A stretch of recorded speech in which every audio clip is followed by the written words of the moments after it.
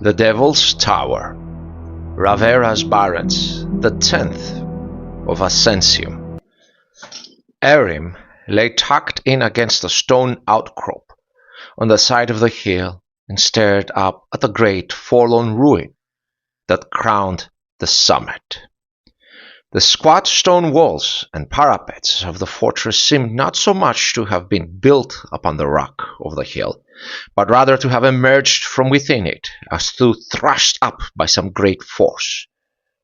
In some places, she could not tell where the rock of the hill stopped and the stone of the ruin began. The effect was a sense of immense commanding weight, that the castle and the hill were one, and that it had been there long before the coming of man, and will remain there long after the last age had come and gone, and they had all turned to dust and ash.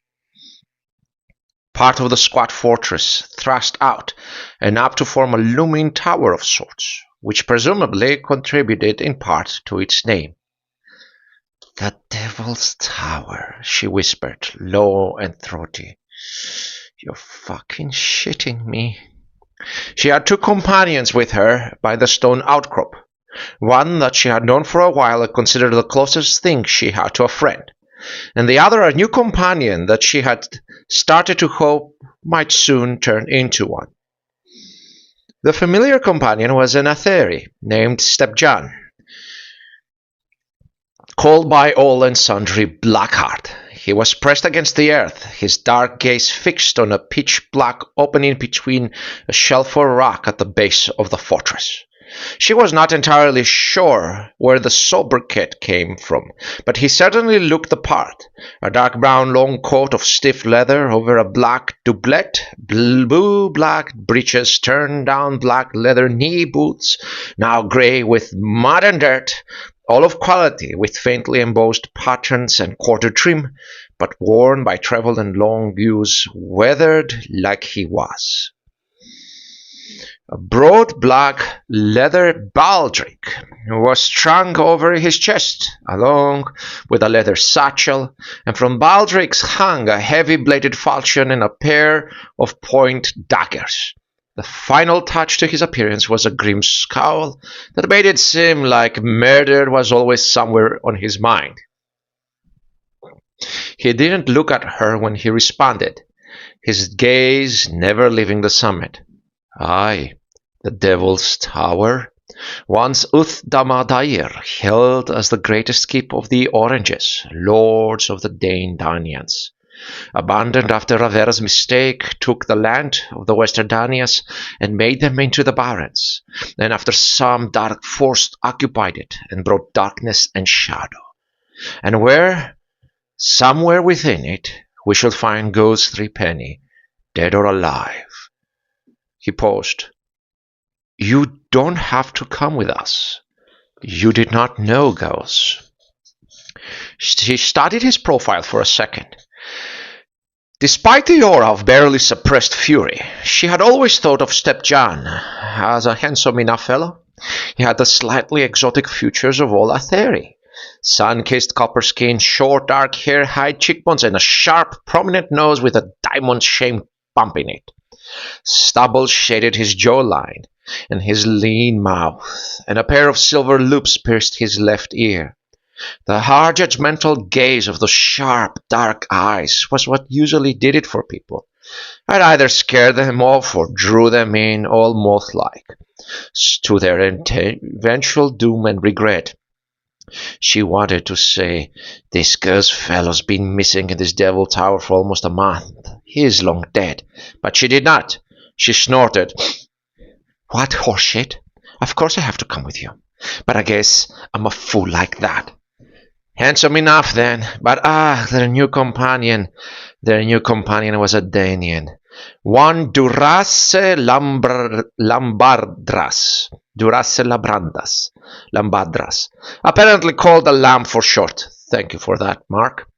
Durace turned away from the summit and glanced at her.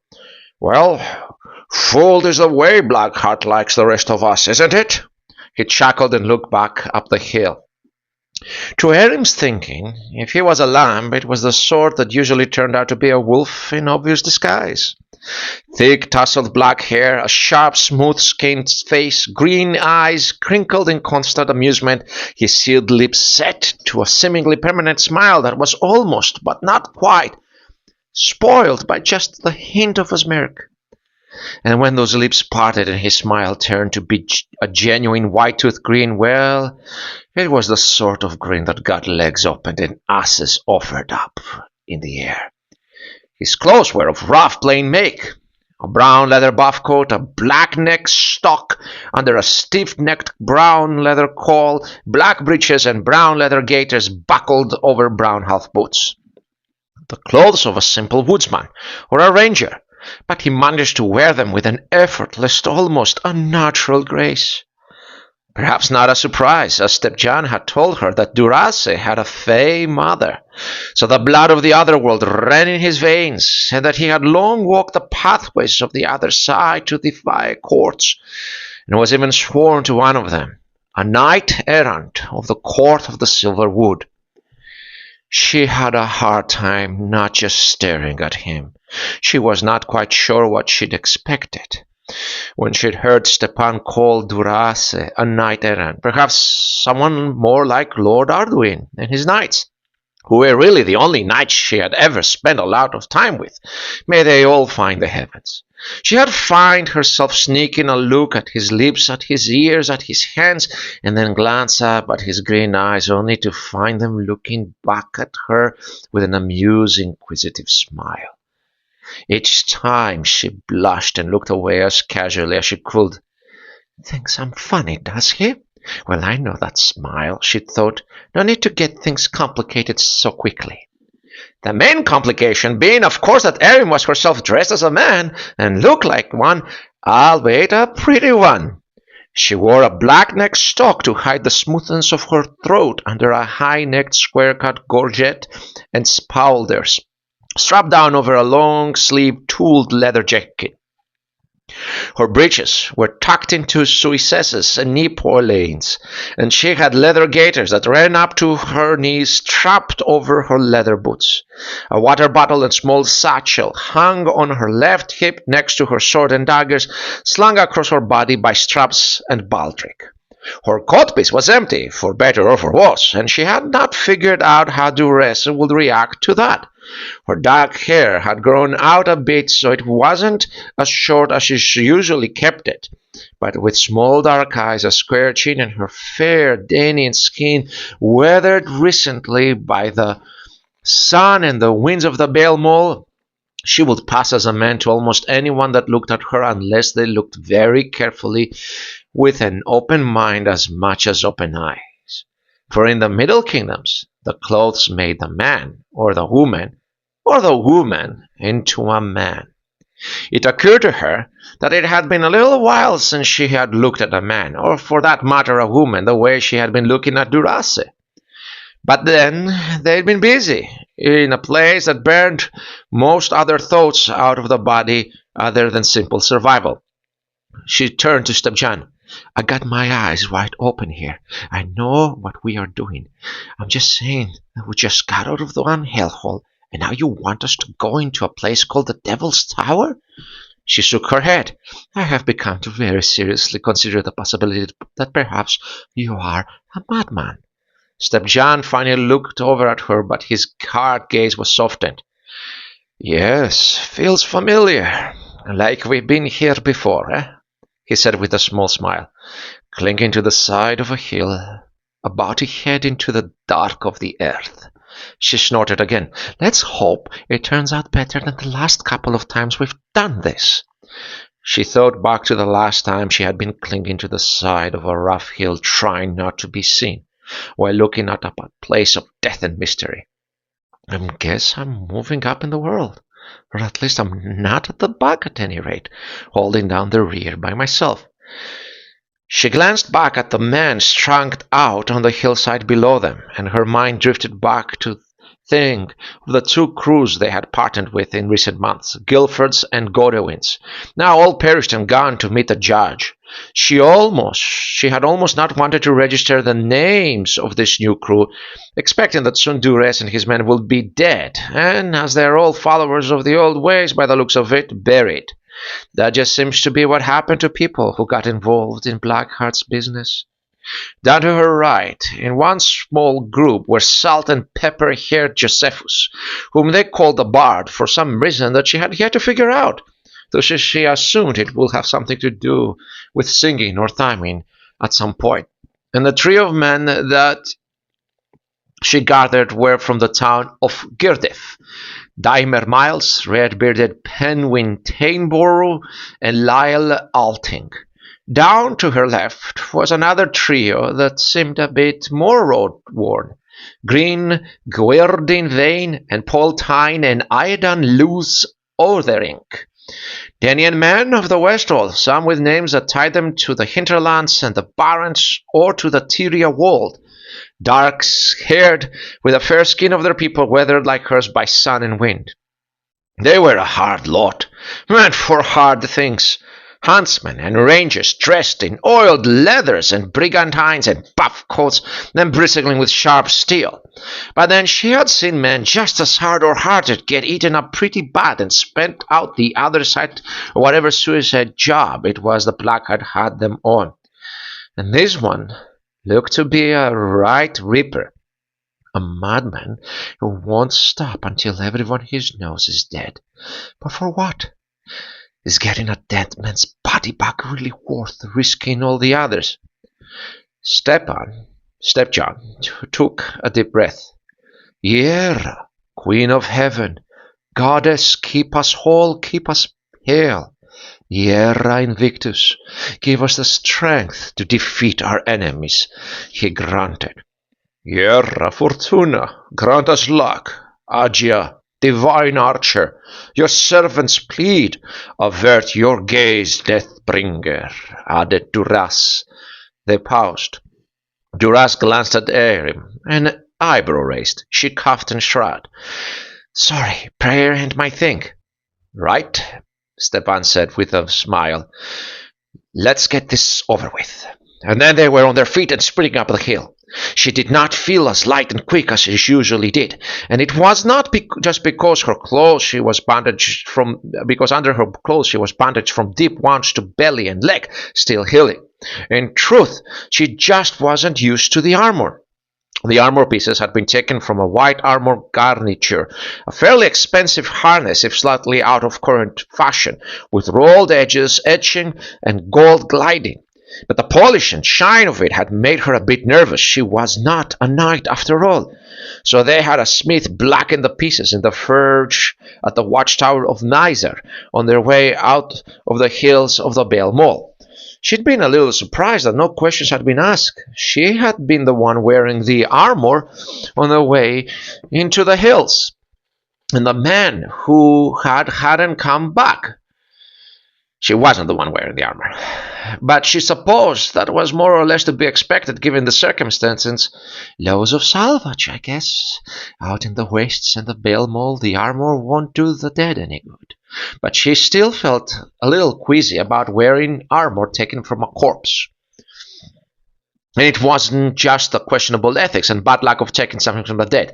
Fighting and moving in armor was something a knight learned to do practically from the moment he could walk as a child, and even the small amount of extra weight from the handful of pieces, as suited for her body as they turned out to be thanks to Fortune's guiding hand, was throwing her off a bit. She had been more worried about the shift to the new sword that she now drew from the scabbard at her hip. She had always fought with the cut and thrust rapiers, felt great but perhaps best suited for dueling, part of the latest wave of fashion back east. Her new weapon was an older style, a broader blade than she was used to, double-edged weighted steel that tapered to a sharp point with carved quillons and a large round wheel pommel inlaid with swirling intertwined designs in silver and gold. And it still felt strange in her hands. She'd need to get the leather of the grip replaced. She would need to get the leather of the grip replaced, as it had started to decay and fray from long years buried in the ground. She and Blackheart had spent some time at sword practice on their way out of the Bell Mall, so that she could get used to the new sword and armor she had added. But it had only been 5 days since they had fired the great funeral pyre for their lost comrades and left the Barrow of Asharad, and much of that spent on horseback in actual travel. The extra day they had spent at Miser, waiting for the armor to be done blackening her pieces, had been the only real chance to go at it in earnest, and that was hardly enough to change years of habit and ingrained instinct. The balance of the sword was fine, but the difference in shape meant it was better suited for the Aurian longsword style of sword fighting hand and a half work, and than the rapier and dagger style she was used to, enough of a difference when combined with the armor to make her nervous. A voice on the back of her head was saying, "You picked the wrong sword. You should have brought up your old one. It's too soon to rely on this one. You're going to make a mistake, and someone's going to pay for it." But then they were moving up through a long, dark entry passage, their boots treading soft and quick on the ancient paving stones, and she didn't have time to think about much else but trying to see in front of her. They found the first body, and what she was thinking of was the second level up. They had moved through a long, upward-sloping tunnel that must have been carved straight through the rock under the fortress and its tower, emerging first in a sunken courtyard. She had seen murder holes in the ceiling of the tunnel. The whole initial run would have been a death trap if there had been defenders in the great bulk above them. And they'd be like ducks in a barrel in the courtyard if there had been archers on the parapets and walls above them. But the great stone ruin was quiet and still. There were stairs up and down from the courtyard, leading into the chambers of the fortress hill, and Stepan had first led them forward and up into the near rear mass of the complex. The first chambers they had entered had been empty, filled with refuse and crumbling masonry facades. Then up again they had gone, starting to work their way around towards the great tower through a series of antechambers, when they came across the remains of what they assumed had once been a man. The pieces of the body, now mostly gnawn bones and bits of flesh and strips of drying skin, looked like they had been deliberately rearranged, reconfigured, as though to create the skeleton of a wholly new creature. The bones of the torso had been leaned up against a wall upside down, and the skull had been placed in the crook of the pelvis, tied in place with strips of skin and ligament and long strands of hair. The bones of the legs and arms had been arranged along the floor to form two long curving arcs and stretched out from the collarbones of the torso, eventually trailing off into a thin line of small pieces of bone.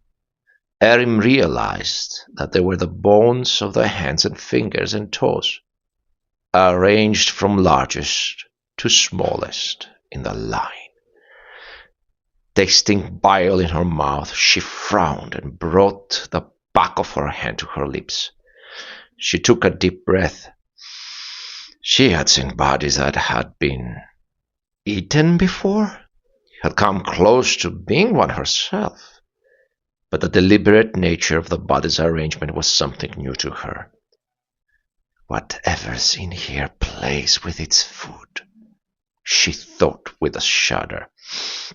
Stepan and Durace and Josephus had stepped gingerly into the semicircle created by the limp bones and crouched to inspect the body, while the others split up and took positions at the two arched entries to the chamber, 3 men team at each. The Girdif men seemed to be their vanguard, pointing crossbows into the next chamber beyond, and the other 3 the rear guard, watching back where they had come from. Stepan's gaze swept over arcs of blood and bits splattered on the walls on the floor, Whatever did this, did it right here. Ate him, took him apart, and then, well, did this, whatever this is. He looked down and his frown deepened, without leaving any footprints, despite the fucking mess. Well, I don't suppose it's called the Devil's Tower for nothing. So a few weeks, maybe, guessed Durace. Pretty recent at any rate. This has gotta be someone from Gauss's crew, unless there's more people gone visiting these walls of late. Josephus leaned in. He looked to be about 40, with grey frilly mixed into the black of his hair, in a dark tan to his skin and shortness of stature that seemed to point to some eyesight blood in his lineage. The hair, it's blonde, pretty long too. That make it Thomas. He's the only Aurian in Gauss's crew. Aye, that it would. Thomas the Greener, then, Duras said quietly. He stooped up, hefting his sword, a long, elegant blade with an intricate swept hilt. I blessed his marriage to his wife Thalia back in Rosamond, once upon a year. The smile was gone from his face, and the mantle of a cold anger had settled on him. Yeah, definitely a wolf, Erin thought.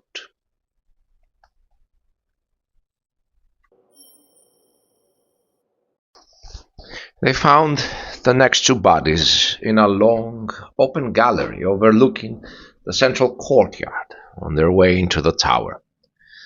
One body was just bloody bones and dried gristle, arranged in a long line along the parapet wall. Small bones to start and then leading to the head in the center, and then tapering off to small bones again at the end. The other body faced it against the outer wall and was arranged in the same way, but the pieces were intact, still bearing upon them the flesh of the body, starting with fingers and toes, and leading to the chest, ripped in two and placed on each side of the head, and then trailing off to end in fingers and toes again. The flesh at the ends of each piece appeared ripped and stretched, as though something with great strength had dismembered the body, as a man might pull apart a chicken. Stepan paused in between the two lines of body parts as they all moved through the gallery at a crouch, wary of how exposed they were. Empty window casements looked darkly down at them from across the courtyard and from the walls and towers. The one that's all bones, there's blood all over, same as the first body. But the one on this side, the flesh is uneaten, but there's no blood, he said in a low whisper. Maybe he was killed and dismembered elsewhere, Duras suggested. Or it drained or drunk his blood first before pulling him apart, said Stepan. Who is it? Hissed Raltine from behind them. It's one of the Russe brothers out of Volwal. Fulric, I think, said Stepan. Josephus crashed in front of the severed head. Aye, it's Fulric. He's been running with the Gauss. He had picked up a tobacco habit. Was always smoking the shit when he could find it. Dropped a lot of coin on it too. It made him smell funny. Maybe he didn't like the taste of his flesh. Erim had seen some tobacco smokers in Therapoli and Verina, amongst the nobles and wealthy merchants on the streets, but when she thought about it, she hadn't seen any since they had left the capital. Since the leaf of the tobacco nightshade plant was imported from Palatia and parts north, it was probably hard to come by the Danyan west, make it an already expensive habit even more so. What is that in his mouth? Whispered Green Guerdin. It's his cock and balls, said Josephus matter-of-factly.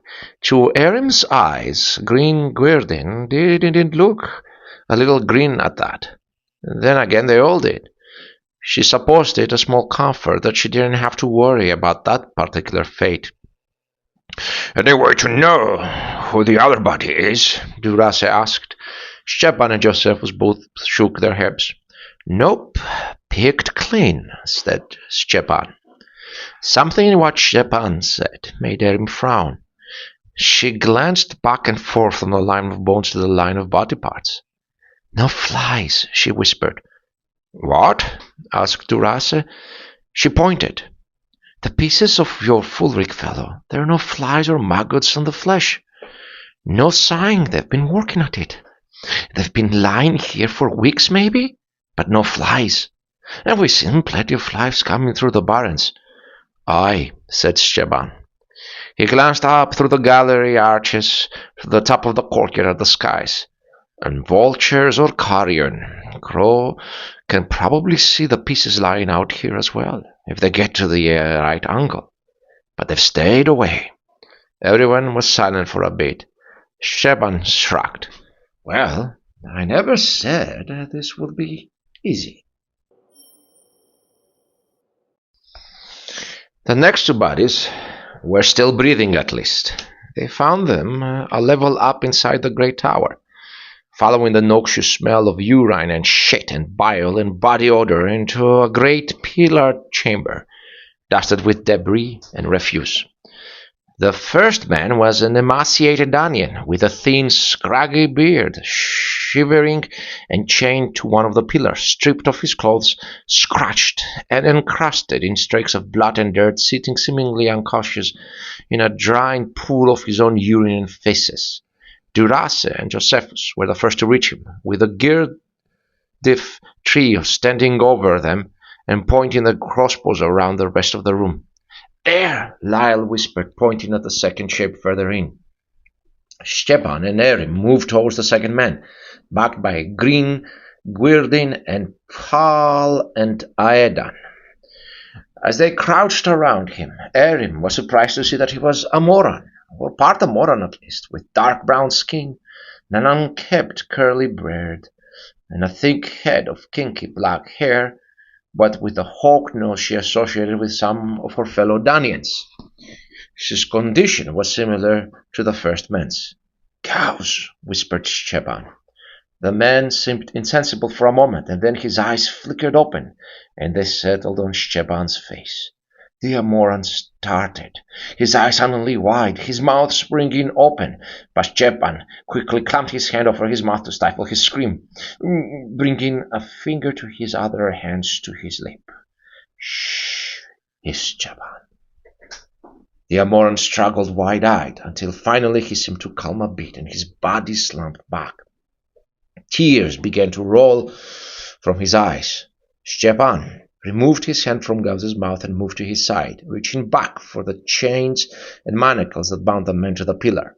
Erin sheathed her new sword, and ignoring the smell and general state of the man's body, crouched in close with a water bottle that she lifted to his parched, quivering lips. "Don't drink too fast, just a bit," she whispered. Gauss nodded, drinking in the cool water. Her eyes drifted away to his wounds. Some of the deep, ugly scratches on his body were crusted with a yellow pus of infection. He pulled his mouth away after a few moments, and after gulping down the water, he started to shake and silently weep, in relief, in fear, in pain, she could not tell. As the man cried, Stepan started whispering to him in a low, calming voice. "We'll get you out of here as fast as we can. And once we have got you safe and sound, you can tell me why you were a fool enough to come in here. I'm sorry to say we found Thomas and Fulric, and other men we couldn't identify. They didn't make it. Is there anyone else that came in here with you?" Gauss didn't respond immediately, sobbing quietly. Durace appeared next to them. "The other one's Flint Gower, of the Hengriff Goers. He's alive, but we can't wake him up. He's hot to the touch with fever. He'll need angelica leaf and perhaps a putlis of Althaia root or goldenrod." Stepan nodded. "Not here. We shall not linger. Let's get them out of the tower first." He did something behind Gauss, and there was a slight clank, and the man's arms suddenly came free. "Yeah," croaked Gauss through his tear. They all paused as Ermi helped him take another swig from her water bottle, his hand shaking so hard that she was afraid he was just going to append the whole thing. He coughed and cleared his throat. Ian Godwin, he's somewhere. I saw Paul dime, but Ian was taken away somewhere by... He paused, a faraway look in his eyes. Ghost, whispered Stepan. What took Ian away? How many are you? Ghost was staring up at nothing. There is 10 of us. Not enough. Ghost shook his head. His whole body was shaking. It's coming. It's coming. Can you hear it? It's coming. He weakly grabbed Stepan by the collar and tried to pull him close. Do not run. We panicked and ran. That's how it got us all. Whatever you do, stand your ground. Don't run. Wild-eyed, he looked up, staring at the ceiling. Erin frowned, cocking her head to one side and trying to listen. Stepan did the same. His eyes closed, a hand on Ghost's chest as though to calm the man. Duras stood with his fellows, and they stared at the growing, deepening shadows of the vaulted ceiling. There, she thought, and stood up in alarm. A skittering, scratching sound of claws on stone and tile. But where is it coming from? Duras had heard it too, and he was hefting his sword nervously, and Green, Guerdin, and Pal and Aidan were shouldering their crossbows. What is it? She hissed. What is it? She hissed at Duras. But he just shook his head and brought his finger to his lip, trying to listen. The sound was getting louder, and there was the faint odor of spoiled meat, and what could have been someone whispering. The chamber was definitely getting darker. A cold, thin wind starting to move amongst them. It almost seemed as though the windows and doorless arcs through which light had been filtering inside had begun to shrink. His whispers filled the air, filled with hate and vile vigor. Erin felt a desoriating, dizzying sense of physical confusion waft up in her, as though she was on the deck of a ship in a dark windstorm. Then someone was screaming as an immense dark thing, bristling with feathers and sharp points, slid amongst the pillars. She frowned. Where did it come from? Was it coming down from the ceiling above us? There was a cruel pressure in her ears, making her wince and her head hurt.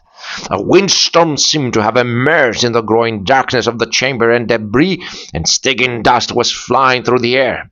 Every instinct was telling her to run as fast as she could.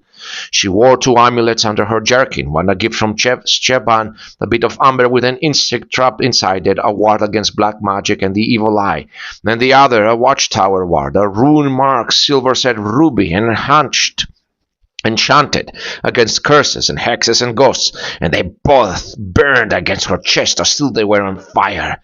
She used that hit to focus her thoughts, and the urge to run abated for a moment. Her eyes stung, and she blinked to keep them open in the wind. It seemed as though something had blotted out the sun.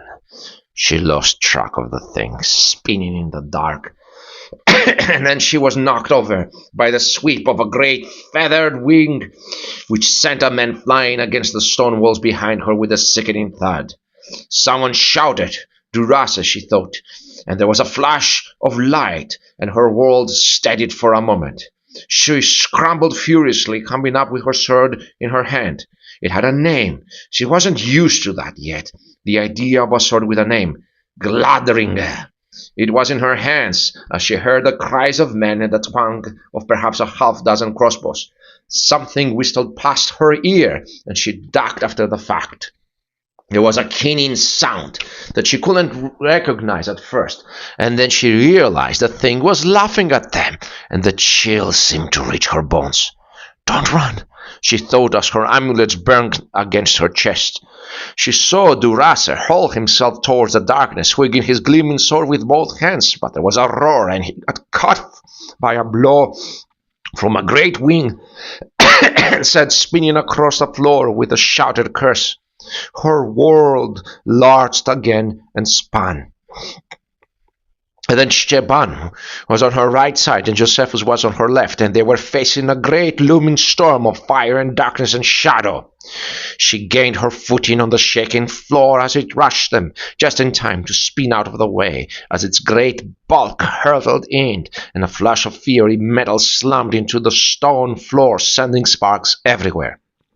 Stepan had wound up somewhere even further on her right, and he gestured with his hand, and a white powder flew everywhere in the wind, suddenly bursting into a blue flame that seemed to engulf the silhouette the thing. It roared in displeasure, more so than pain, but suddenly she could see it more clearly, the great shape of its wings, the great bulk of the hunched, lumbering chest, all outlined in a white-blue fire. She caught a glimpse of a long, low-hanging, snaky neck and a skeletal head, shaped like a cross between a vulture and a horse, and a great, wicked, carved blade that looked like glistening brass that left a trail of acrid smoke as it passed by her. A blade forged in the six hells. There were others darting in and out, trying to land a blow somewhere, anywhere, but most of the time they were swinging into a whirling maelstrom of darkness and smoke. She saw the great carved blade catch a man in the chest, the one called Paul, she thought, and slice him almost in two, and she smelled burned, cooked flesh. She thought she saw an opening, but the thing from hell spun as she tried to come in at an angle, and she barely got out of the way of one of its wings. It swept over her head as she tumbled and sprawled, and the wing cuffed someone edgewise across the chest, his body crumpling in half at the wrong place. As she scrambled, she saw Josephus get struck by a buffet of a wing and wind and be hurled through the air. Durace had managed to pick himself up, and he and Stepan came in from the side, slashing and cutting at wings and body, and the thing swung to face them with a challenging roar. Its smoking hell blade caught a blow from Durace's sword and turned it aside, and a great clawed hand reached out to fetch him a blow up across the chest and chin that sent him spinning limply through the air. The carved blade screeched at Stepan next, but he ducked and danced out of the way. And then, with a roar, the thing was on him, and the hell blade was slashed towards her head. It was more instinct than anything else that made her raise Glandringer to meet the rushing instrument of her death.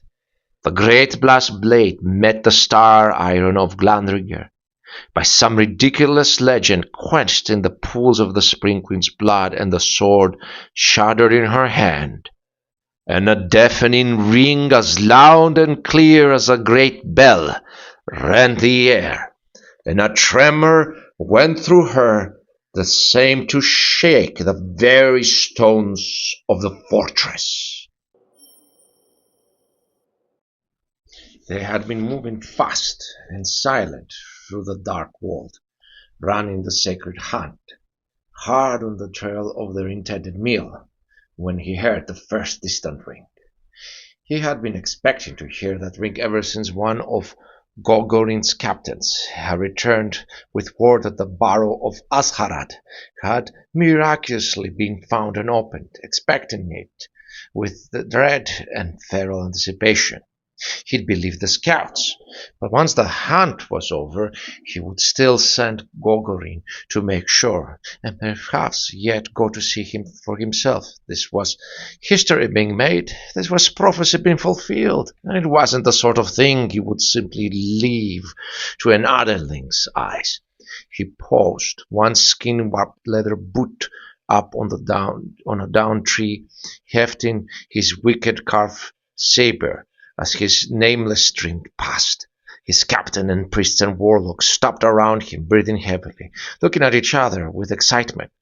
He turned his face to the sky, the great curled horns of his black mask glistening in the light that streamed through the tree branches, and listened to the world and the wind for the clarion call of war. The echoes of that first ring still reverberated through the sky, through the trees like a wind from afar, and his heart was fiercely glad. Today is a great day, a blessed day, and soon will come the best day of all. A great change is coming. The last age is coming. He roared, and his war band howled their bloodlust around him. It was as she had been standing inside the bell tower of the great temple of the divine king Theropoli, just as its massive iron bells were rung. All other sound disappeared except the great ringing. The world seemed too slow to stop for a second, and she could see the creature with crystal clarity in all its power and horror. The wicked black and brass feathers of its great wings, the runes and hellish markings on its black skin, its grasping skeletal arms, its big horse death's head with twin points of glistering fire in the shadows where its eyes were. It was staring at her with what she could only think was shock. And then it was leaping at her with a bellowing scream of fury and fear and triumph that sounded like 100 children laughing and screaming at once, smoking brass blade hurtling through the air, and time and the world and wind and the darkness returned with a rush. She danced on side and back, matching its every vicious swing with a smooth counterstep, and then turned aside a blow with Gladinger, and for a second time a great ring reverberated through the whole of the hill fort and out into the world beyond. She laughed and spun again, slipping behind and through the pillars of the chamber, dancing and backing up as it pursued her. The old man, using the name Sequintus Eridane, paused mid-step as he walked up the stairs of the back alley of the university quarter on his way to buy Hypericum leaves for from his favorite apothecary for a potent. There it was again, he suddenly thought. He raised his head and listened to the peal of a bell echo faintly across the sky. Not one of the many bells that rang in the capital. Oh, no, not the bells of the great temple of the divine king, or the public temple, or the university bell tower, or the high king's hall, or the watch bells of the wall towers, or the gates, or the port towers. He frowned, confused for a moment, wondering what it could be. The ring stirring something in his memory. He felt he knew. It should mean something to him to hear that ringing bell. That once upon a time it had meant something. Something he once thought important. After a moment he shrugged and continued on his way.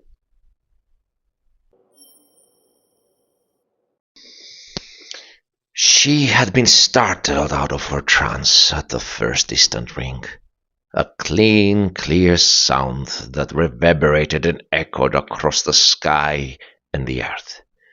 She had looked away from her mirror and towards the arched stone window, the silhouettes of twisted branches visible in the light. There had been pressure in her belly and chest, that through her stomach was about to convulse, and a thought had come unbidden into her head. Long the years since I had heard that sound. She had pushed that thought away and locked it tight, and had risen and walked over to the window frame, where she had steadied herself. Then she had heard the second distant ring, louder and clearer than the first. The crows and the vultures were taken off from the branches of the dead trees nearby by the hundreds, making a great black circle in the air about the tower. And now she heard it again, for a third time, a great booming ring that shook the sky, shook the stone of this tower, her tower, shook her body down her spine and deep into her loins, and the crows and vultures cried and cawed with it. "Oh, well done, Stepan, well done," she whispered to herself, and then she threw her head back and laughed with joy and hate. As the echoes of the ring died away, the world went quiet, the air still, smoke and wind and flame all gone. Erin was frozen in a deep lunge, arms flung open and her sword extended, the point piercing deep into the center of the unmoving creature. She waited for a moment and then slowly slid the blade out. The thing tittered for a second, the light gone out of its dead eyes, transformed into a frozen sculpture of horror and dread. Then it slowly collapsed into a spreading pool of thick, viscous black goo and blood mixed with pieces of blade and brass and bone, its wicked carved sword dropping to the floor with a metallic clatter. Erin stood up straight, panting, disbelieving, looking about wildly. The others were slowly emerging from their cover, were already staring at her open mouth. Josephus was sprawled on the floor across the chamber, peering at her intently through the blood streaming down his face from a great gash in his forehead, his short, cropped salt and pepper hair now a bit whiter, his eyes narrow, and he slowly smiled. And then he struck with a sure hand, and the sword pierced the shield veil of the lost worm for the final stroke, and lo, a sound rang out across the land as through from the striking of a great bell. "Yera, Queen of Heaven," said Uras quietly, a glint in his eyes. "I do not believe it. Asharat's Barrow, you found it. You found Gladringer." "Aye," said Stepan, a wry grimace on his face as he slowly stood up. "Gladringer, the sword of the High Kings, forged by the blacksmith Gobelin of the Bodmal clan, blessed by the Aetheri witch Urfante, wielded by Fortius the Brave to slay Githwain, the last Worm King, and avenge the death of Airwolf, carried by every High King of his line until it was lost at the Black Day battle by the High King Darwain Urfortius, ever after known as the Fumbler." He nodded at Erin. "And now its return has been announced to the world." His gaze was narrowed, cryptic, and his voice lowered, and he seemingly spoke only to her. "Be careful what you wish for." Erin looked at the sword held upright in her hand before her. "And to think I thought bringing you might have been a mistake." On impulse, she brought the bloodied sword to her lips and kissed the blade. It felt hot to the touch, and her mouth tingled. She saw herself reflected in the sword's watered steel surface, and suddenly she became self-consciousness, and that everyone was looking at her. She glanced about sheepishly. "Quickly," she said quietly, "look to your fellows." At her words, it was through the surroundings came crashing down upon them, and they stirred and turned to each other to assess the situation. And despite the triumph of the creature's defeat, the cost was heavy. Paltine had been cut almost in half, and she thought she had seen his blood pooling white beneath his torn corpse. Aidan Lewis Othering had been thrown up against the stone walls head first, and his head was partially crushed, and his neck set at an odd angle upon his slumped body. Lyle Alting had been the man that cuffed the great brass-feathered wing in his chest. The blow had stove in his left rib and lung and broken his spine, leaving his torso oddly bent in half.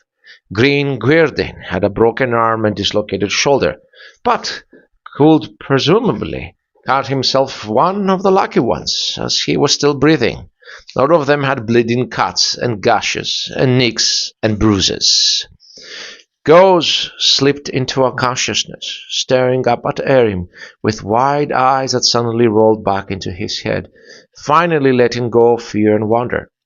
And Flint Gower lay largely unchanged, though he no longer twitched and shuddered quite as much, but instead seemed to be breathing quietly. They pulled the two unconscious men closer to the great arch through which they had entered the chamber, and clustered together for a moment as Stepan and Dimer set a quick sling for Green Gwindrim's arm. Durace eyed the black pile of brass and blood and muck that had been their opponent, and for too many of them their murderer and an end. The horse-like skull was the largest surviving piece after its corruption. He stared at it through narrow eyes. "One of the Golodriel, yes?" "Aye," said Stepan. "A Rahabi, servant of Getima Hamat, queen of the second hell." "I always thought the Galadriel had the heads of birds. I mean, it kind of looks like a vulture, but—" Erin trailed off with a frown, thinking back to the stories of the Divine King's temple priests and the carvings they'd seen in the Barrow of Asgard. "Aye, many do, but they can also have the heads of horned horses and great horned goats, and sometimes all threes," said Durace. "But why roost here for so many centuries?" "Perhaps as a rebuke for the Oranges," Josephus ventured, "for they were ever jealous of the power of the Dane king. Back in the days before Aferra's mistake drove everyone in the western hills from their homes, and the Galadriel and the Sharag Deseal are harriers of the jealous and envious." "As good, I guess, as any to hazard. But we're assuming this creature was the one that gave this place its nickname," said Stepan. "We're assuming it's alone." "We should not." He looked around. "Ghost said there was one last man with him, one Ian Cadwin. Does anyone know him? I know the name, but can't place it." "Aye," said Josephus, and Durace nodded as well. He's from Hullbrass. Was part of Red Tom Hardy's crew before they disbanded and Ron Tom went back to his farm. Joined up with Gears after." "That's it," said Stepan, nodding. "Then let us find him and be away from this cursed place as soon as possible. We still have duties to perform here for the dead, and have no wish to be inside these halls when blessed night comes."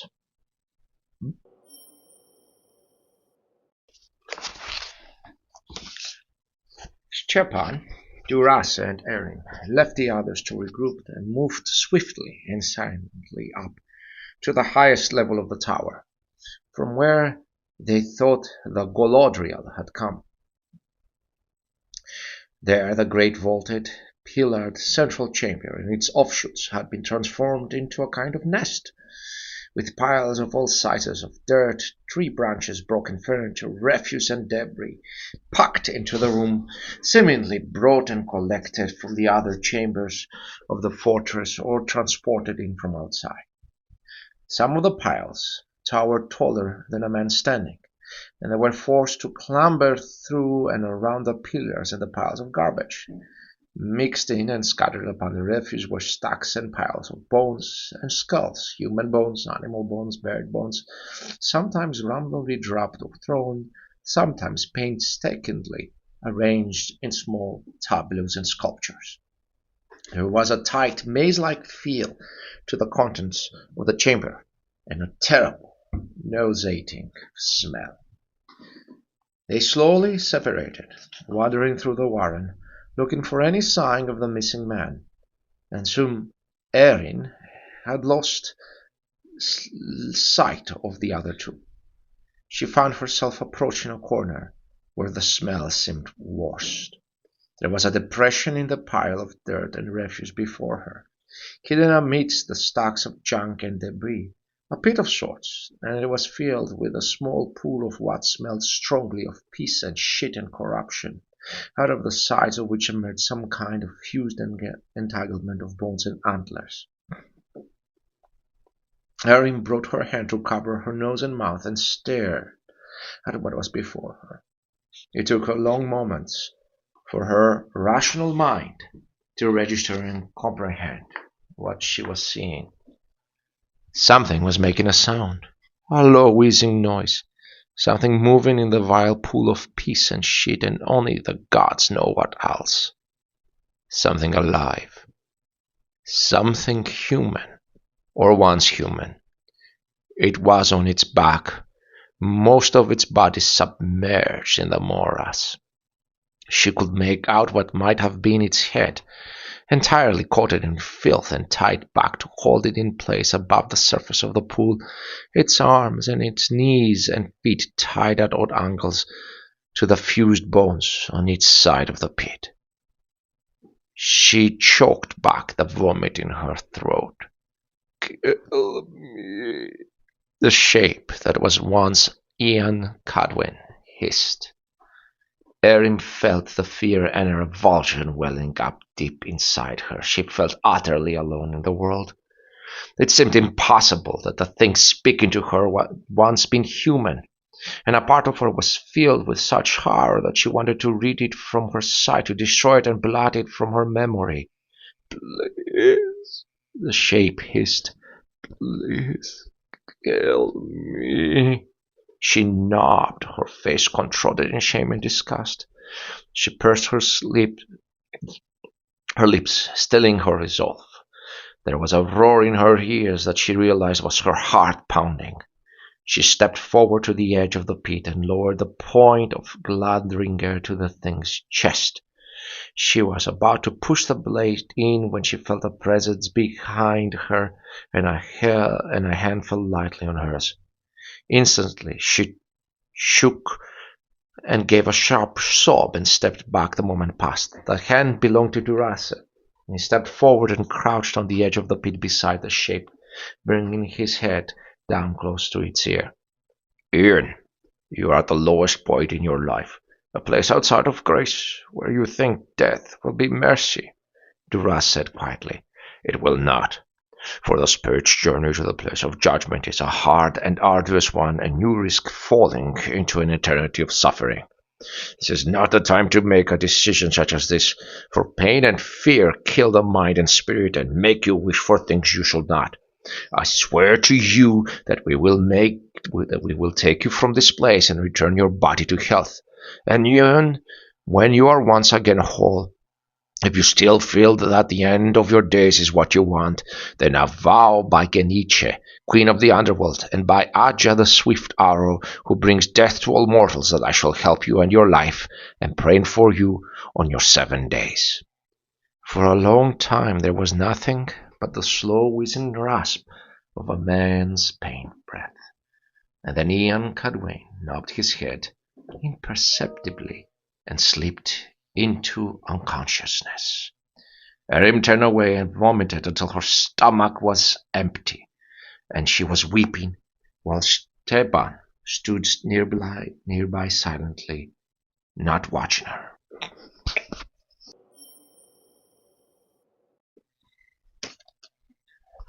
The trio freed Ian first, cutting his bonds and pulling him from the vile muck, brought him down one level, but did not place him by the others.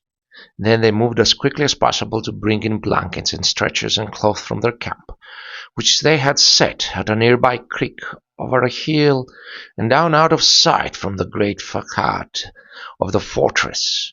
And warping Ian first brought him down outside the hill fort, setting him firm from the picket line of horses. Green Guerdin was set up as the guard there, while the everyone else brought the others in turns. First Gau's Threepenny, who had reawakened, and feverish Flint Gower, and then the bodies of Lyle and Paula and Iadon, and then the bones and body parts of Thomas and Fulric, and the last of Gau's crew, who they learned from Gauss had been a man named Pelham Saveson. Erin and Stepjohn went back into the tower alone after that, to make a final survey of the outer rooms that they had passed through. By mutual and silent agreement they dared not enter deeper into the bulk of the fortress itself, for a darkness lay upon and in it that the depth of the Golodriel had not yet lifted. They wound their way up the front tower, and Erin watched as Stepan paused in the center of the high tower chamber where they had fought their battle. She recognized his familiar ritual, and she listened to the wind and the sounds of the fortress, her eyes following his as he took in the great pillars of the chamber, the flanking paint and plaster and stone of the walls, the crumbling ceiling, the debris scattered stone floor. She watched as he leaned his head back and seemed to smell the air, and she did as well. But all she smelled was the stench of filth, and she wondered at what he was trying to gasp. But suddenly she had a sense of something waiting, calmly, patiently, and the hair stood up on the back of her neck. She blinked and shook herself. Stepjan glanced down at the skull of the Galadriel and its wicked carved brass plate. He reached down, picked them both up, hefted them. With a grunt, he slung the brass blade over his shoulder with one hand and walked from the chamber carrying the creature's head with the other. Erin raised an eyebrow and followed.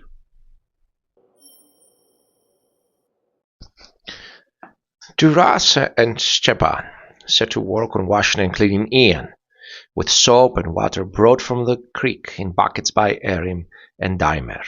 Slowly the caked-on filth was removed from his body, and a thin, broken, emaciated man emerged from beneath the layers. They set his bones and applied poultices of angelica leaf and althaea root to his open, infected wounds and sores and lesions, while Josephus did the same with Flint Gower and Green Guerdin and Gauze. Everyone else declined to have their various wounds looked at other than with clean water and cloth bandages and wraps, knowing that supplies were limited and the most heavily injured will be in sore need of their herbal concoctions in the coming days. Duras and Shcheban collected any clothes, even buff coats and leather doublets, or cloth and blankets that had come in contact with the filth of the tower, particularly the foul mixture that they had found Ian submerged in, and they hauled them off downwind. Penguin and Dimer started a campfire and broke out the pots and roasting grills off the back of one of the pack horses, while Erin brought over some satchels with their foodstuffs in them. Ian and Flynn, still unconscious and feverish, were carried over to bedrolls some paces away and put under blankets, and Gauze was brought over and set down near the fire, and Green Guerdin came and gingerly sat next to him, trying to be careful about his broken arm. "When did you last eat?" asked Penguin to Gauze. Gauze took a long time in answering, staring down at the ground, and when he did it was with a croaking whisper. It brought us bits of meat. We refused to eat at first because we didn't know if, but after a while we were so hungry." He trailed off into a whisper. Penguin and Dimer glanced at each other and then up at Erin. She kept her face as blank as theirs, not knowing how to react. Green Guerdin grunted and made to stand up, but couldn't quite manage it with his arm broken, and sort of gave up and slapped back down and seemed to withdraw into himself, not looking at Gauze next to him. Penguin ran his hand over his mouth and his curly reddish beard, tugging at it gently. We'll do a soup then," said Penguin finally with a gentle smile. "Easier on the stomach." Erin cleared her throat. "Aye," said Erin. She tried to smile also. "A soup. Onions and mushrooms, I think. Just the thing." "Aye," said Dimer, nodding. "Just the thing." Green Guerdin took a deep breath. He nodded, his head buried deep in his chest, and hesitantly reached his hooked hand out and placed it on Gauze's shoulder. Gauze started to weep softly again. As Penguin and Dimer started to lay out onions and potatoes and carrots and mushrooms for roasting on an iron grill, Erin could see smoke rising downwind. Durase and Stepan were burning the entire lot of ruined clothes in a separate bonfire somewhere in the distance. When the two men got back, they all grabbed shovels off the pack horses and found a spot on a small rise by the creek where the ground wasn't rock. Leaving Penguin to tend to the meal and the infirm, Erin, Dimer, and Stepan started digging into the earth while Durasa and Josephus stripped the bodies of the dead and washed them and warped them in white cloth for burial, singing softly. The sun was starting to set, and the dusk maiden had risen to greet the solar disk, and under her sacred gaze they finished 3 shallow graves for the bodies and 3 small pits for the bones and body parts. They slid the various white bundles into the ground and covered them up. The others gathered quietly as Stepan arranged a small pile of flat stones at the head of each mound of dirt. Erim watched curiously as Stepan set a seventh pile of stones, this one slightly larger, behind the array of graves. An altar of sorts, she realized, before which their companions were now interred. Penguin and Green Gwyrdin helped Ghost to stand up, and they brought him over by the overturned earth as the living assembled themselves into a semicircle around the graves of the dead, leaving the soup to tend itself. The roasted vegetables were in the cooking pot now, and the clean smell of fragrant food wafted over them. Erin's stomach rumbled, and she cleared her throat and furtively looked around, embarrassed. But no one seemed to have noticed. She knew there had been breads and dried figs and hard cheeses as well, and she was suddenly very hungry after the exertions and terrors of the day. Stepan turned to Duras. "Shall we?" he asked, and Duras nodded, and he and Stepan raised their voices in prayer, and they were joined by the others, whether in whispers or in song. Erin realized that she was the only one amongst them not raised to the old ways, and she lowered her head and just listened. "Ganike, Queen of the earth, we are bound by blood and flesh to your first law, and we see the end of our days before us. Ganike, Queen of the underworld, we hear your carrion wings. We know death comes for us, our lives too short, our deeds too few, our enemies too many, and no fault but our own." Duras stepped forward then, and in a clear, loud voice called out, "To your earth we return your children, some who may already be within your embrace, for long have been the days since their deaths. Thomas, known as the Greener, beloved husband, Fulric Rus, brother to Michal and Pyle, Pellam's safe son, comrade in arms, send Jara's daughters to seek them out along the path of the lost and the damned, if they are not already within your halls. And beside them lie those who have only just now begun their journey upon their 7 days. Lyle Altin, whose father Liam waits in your halls. Paul Tyne, whose mother Nina Fane waits in your halls. And Iadon, Luz Othering, whose brother Eoden waits in your halls." And then the group took up the ending of their prayer for the dead together. "Ganichem, Earth Mother, First Mother, set Jara's daughters as their guides. Let Sidra light their path in the great dark as they approach his throne of judgment. Let their ancestors know they are coming, that they may defend them from their accusers. Let their beloved ones know they are coming, that they may save them a place in the halls of the dead. Let them not be lost in the journey." Stepan stepped forward next between the graves and approached the makeshift altar. He placed the grisly skull of the Golodriel upon the topmost stone and called out in a voice of anger and heartbreak, "Yera, Queen of Heaven, Yera Invictus, Queen of Victory, undefeated, invincible, unbreakable, a whip with shame, blood and bone and body upon the field, blood upon my sword, blood on my lips, on my teeth, in my mouth, glory on my brow, laurels on my crown, praise ringing in my ears, triumph swelling in my breast. Yet this poor trophy marks all that I can offer." As Stepan spoke the invocation, Duras and Josephus and Dimer stepped forward to join him. Each of them bore 2 bared swords, and they slowly drove the blades down into the earth until the skull and altar was circled by a ring of 6 swords hilts high. And when they had returned to their places, everyone in the group joined them in the final words, everyone except Erim, who had never heard a prayer to Yera Invictus before. "Yera Invictus, Queen of Victory, forgive me for what I've asked. Yera Invictus, Queen of Victory, forgive me for what I have done. Yera Invictus, Queen of Victory, undefeated, invincible, unbreakable, forgive me for what I have won."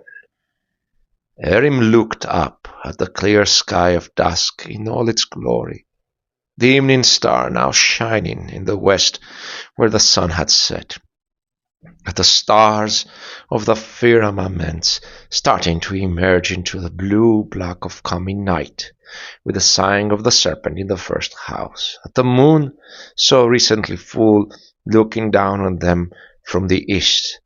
She would have felt wonder perhaps, or awe, or peace, except for a peculiar, unfamiliar weight on her lip, on her hip, and the memory of too many things done and perhaps not done. She took a deep breath and closed her eyes. Her lips barely parted. "Forgive me for what I have done. Forgive me for what I have won." And then she turned and headed for the soup with the others, exhaustion deep in her bones.